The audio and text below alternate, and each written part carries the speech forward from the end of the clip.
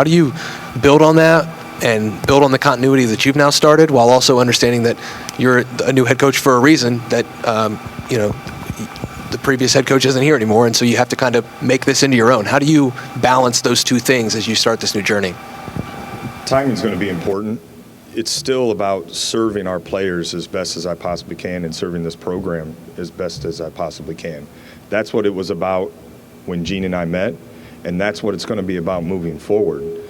The timing of making more changes and more adjustments, and that will come, that will be here, really right around the corner. But we need to finish this season well first. The focus is serving these guys all the way through, and then we'll turn to being able to make some of those more significant changes that it didn't make sense to do and give us the best chance, was best for our guys when the change happened. Joe Nugent, WCMH. Congrats, Jake. What do you think the challenges will be like leading the team year after year after year versus doing it for 8 games in an interim role? Well, thank you. Yeah, first off, it's hard to speak on something that I haven't experienced yet. But I will say this, what drives me is to serve this program and as best as I possibly can. That's not going to change. It's not going to change once we are able to win a championship. It's not going to change when we go through adversity. It's not going to be different, 5 years from now or however much longer I'm able to serve. So why I do it, what motivates me, my foundation is set. That's my faith and my family. But why I do it, like, our former players are always going to be here. That's motivation for me. So time will change things, certainly, but the motivation behind how we're going to take this program to where it belongs will not. Dylan Davis, Delaware Gazette. Not been shy about talking about your faith through all this, through a lot of uncertainty for you and your family. What has that faith meant to you through all this, leading you to this point now? Everything. It means everything. I was asked during this process, how will you handle everything that goes with, being the head coach at Ohio State? And my foundation is my faith. That's what I will always go back to. That's what will always keep me steady. And I got into coaching because the most influential people in my life were coaches. They helped me grow spiritually. They helped me grow as a man, as a future husband and father. So why I got into coaching was to have that same impact on guys. I didn't go to college to be a coach. I saw my dad do it. He was unbelievable at it. I had these grand visions of owning my own business and things like that. But coaches are the ones that changed my life. I still believe in the influence that coaches can have on young men, and particularly this age, because that's when my life was changed. That's when my faith journey started. So that's how important it is to me. It's why I do what I do. And it's, make no mistake, I believe I'm here today because this is where God wants me to be. So I will continue to be open about how important that is to me. Thank you for your question, though. David Breeks, Toledo Blade. Jake, going back to the influences on your life, your dad, of course, is a successful longtime high school coach. What did your dad mean in this journey, and what does it also mean to represent Northwest Ohio on this stage? I very much appreciate that question. I take a great deal of pride in being from Northwest Ohio. And if you know our family background, we moved around a little bit, so when people ask me where I'm from, I tell them I'm from the 419. I take a great deal of pride in that. And if you look at, that's no offense to some former players who aren't from there, but if you look at the history of this program, there are some, the record books are filled with people from that area. So, probably should move on because I could go all day about that. But my dad's been so influential in my life. Those of you who've seen him coach can probably see that how I coach is a reflection of how he coached.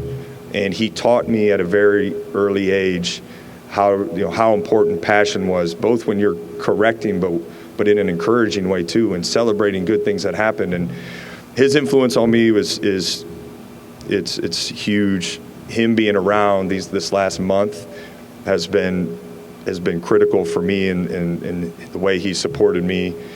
So I can't look at you or I'm going to get emotional.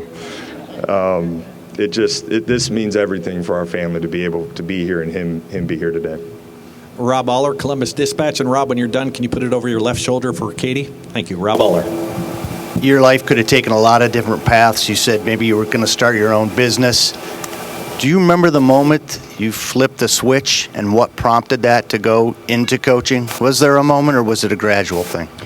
It was a more gradual thing. My freshman season didn't go the way that I envisioned it was going to go, which a lot of guys deal with that, right? And I vividly remember picking up the phone and calling my dad and saying, Dad, I got to transfer. Homer Drew doesn't like me. And if you know Homer Drew, he's like the nicest human on the planet. And my dad, in less words, said, don't ever call me again. You gave him your word, like treat practice like your game. And in that moment, I changed my mentality in college, and I went from not playing really at all to being voted by our team as a captain my sophomore year. And that sparked a leadership quality that I think I really embraced and I enjoyed and I valued. And again, that influence of the Drew family and the staff at Valpo and how I saw my dad's ability to impact people. I wanted to impact people in a positive way. Coaching seemed like just a great vessel for that. So over that period of time in college was when I realized that this is what I'm called to do. Katie Kapusta, Spectrum One. Hey, Jake, congratulations again. You talked about being from Northwest Ohio. You had quite a prolific high school career as well and some memories here in this building. A little bit about how that success has led you here today.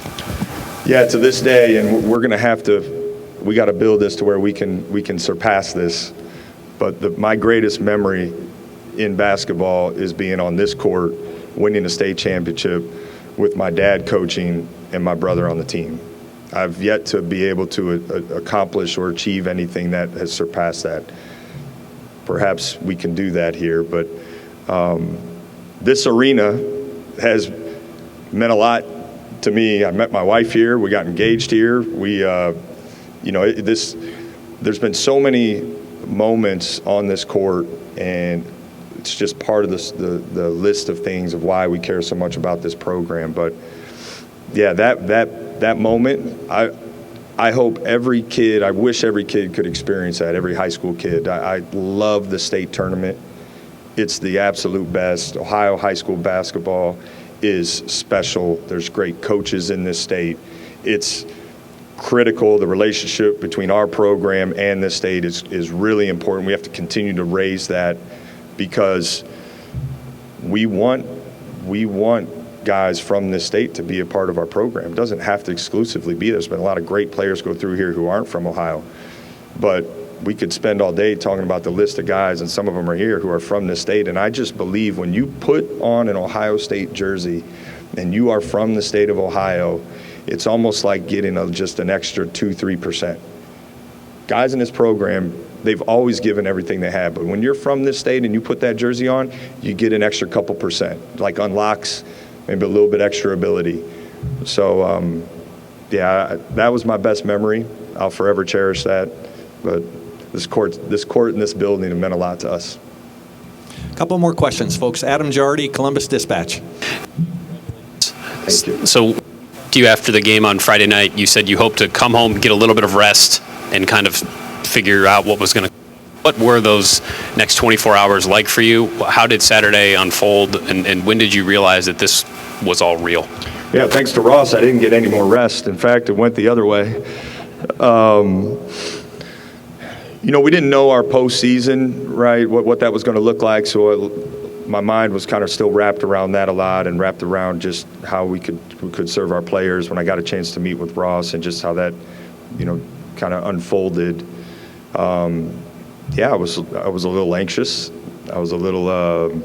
There were just a lot of different emotions going on, and when he came over to our house and this really became real, that was almost exhausting in itself because there was just an abundance of just joy and happiness, and we're calling our parents, and it was it was special, but no, it was a wild, emotionally a wild day.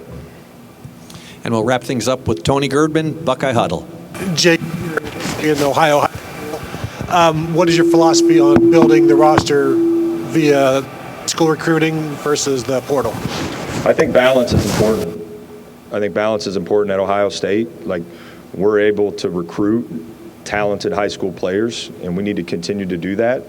But we also need to utilize kind of all the resources available to build the best roster possible. So that balance will be important. That'll change to some degree year to year, but we're going to continue to view through the lens of what best sets us up to achieve our goals. And high school recruiting is really, really important in that. So is transfer portal is important in that. And then roster retention is probably of greatest importance.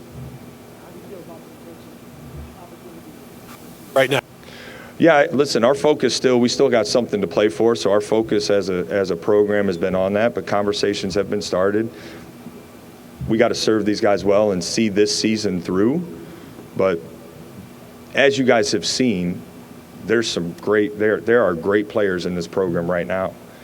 And there are great players in this program who care a lot about Ohio State. They showed that was revealed by the way they played and finished the season.